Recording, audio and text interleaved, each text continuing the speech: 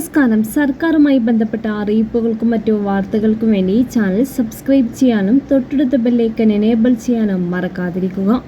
സർക്കാർ സർവീസുകളിൽ സേവനം അനുഷ്ഠിക്കുന്ന താൽക്കാലിക ജീവനക്കാർക്ക് ആശ്വാസകരമായ വിധിയുമായി സുപ്രീം കോടതി.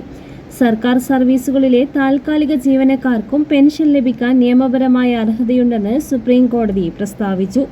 പെൻഷൻ എന്നത് തൊഴിലുടമയുടെ ഔദാര്യമല്ലെന്നും അത് ജീവനക്കാരുടെ ഭരണഘടനാപരമായ അവകാശമാണെന്നും സുപ്രീം കോടതി നിരീക്ഷിച്ചു. ജസ്റ്റിസുമാരായ സഞ്ജയ് കരോൾ, എ ജെ മസിഹി എന്നിവരടങ്ങിയ ബെഞ്ചിന്റേതാണ് വിധി പ്രസ്താവം. ബീഹാറിൽ നിന്നുള്ള വിധവയായ ഒരു സ്ത്രീ നൽകിയ ഹർജി പരിഗണിച്ചാണ് കോടതി ഉത്തരവ് നൽകിയത്. പോസ്റ്റൽ ഡിപ്പാർട്ട്മെന്റിൽ 3 പതിറ്റാണ്ടോളം താൽക്കാലിക ജീവനക്കാരനായി തന്റെ ഭർത്താവിന്റെ സേവനം സ്ഥിരപ്പെടുത്തിയിട്ടില്ല എന്ന കാരണം ചൂണ്ടിക്കാട്ടി അധികൃതർ പെൻഷൻ നിഷേധിച്ചതിനെ തുടർന്നാണ് അവർ കോടതിയെ സമീപിച്ചത്. കേന്ദ്ര അഡ്മിനിസ്ട്രേറ്റീവ് ട്രൈബ്യൂണൽ, പട്ന ഹൈക്കോടതി എന്നിവിടങ്ങളിലെ നിയമ പോരാട്ടങ്ങൾക്ക് ശേഷമാണ് കേസ് സുപ്രീം കോടതിയുടെ പരിഗണനയ്ക്ക് എത്തിയത്. പെൻഷൻ നൽകുന്നത് വലിയ സാമ്പത്തിക ബാധ്യതയുണ്ടാക്കുമെന്ന കേന്ദ്ര സർക്കാരിന്റെ വാദം കോടതി തള്ളിക്കളഞ്ഞു. പെൻഷൻ എന്നത് തൊഴിലുടമയുടെ സാമ്പത്തിക സൗകര്യത്തെ ആശ്രയിച്ച് നൽകേണ്ട ഒന്നല്ല എന്നും കോടതി ചൂണ്ടിക്കാട്ടി.